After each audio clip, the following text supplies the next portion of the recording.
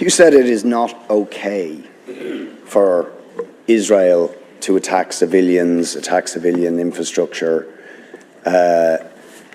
to threaten to starve the people of Gaza. It most certainly isn't okay. It's a war crime. The Israeli government have brazenly, publicly and openly declared their intention to commit a war crime and have commenced that war crime against the people of Gaza, saying that they intend to starve of food, electricity, water, 2.2 million people. That is a war crime under the Fourth Geneva Convention.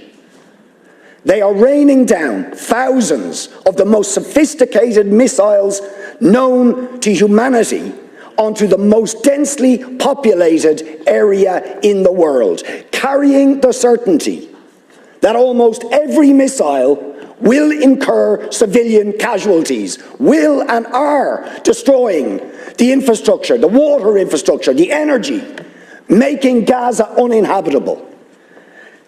And using, in very credible reports, as they did in the past, chemical weapons, white phosphorus, being used by Israel. And you try to suggest there is some symmetry, some equivalence between the actions of Hamas and what Israel has been doing to the Palestinians for decades. Will you admit that the terrible loss of life and escalation of violence that we have seen in the last few days is simply a continuation of the crimes against humanity, the war crimes of the state of Israel against the people of Palestine? And it's not me saying this. You have, or you should have read, the reports of Amnesty International, which we asked you to read and act on Human Rights Watch, on the UN Special Rapporteur to Palestine, on the UN Human Rights Council on the issue of Palestine.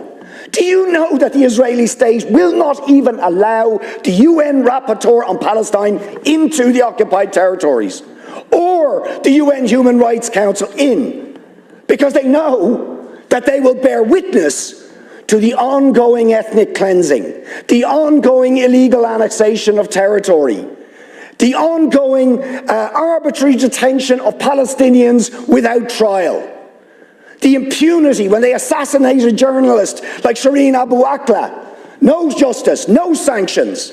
What do we actually get? The head of the most powerful state in the world, while Israel is threatening to commit war crimes against Israel, says we're going to give them more weapons and arms. We support them absolutely. So will you admit that the ultimate responsibility for the terrible, and every single loss of life is terrible, but is the failure of the United States, of the European Union, of the Western powers to hold to account Israel for ongoing, decades-long ethnic cleansing, war crimes, crimes against humanity, the denial of the most basic rights to the Palestinian people? As Gideon Levy said, Israel, a Jewish Israeli columnist, said yesterday, Israel can't imprison 2 million Gazans without paying a cruel price. Isn't that the truth? Deputy, please.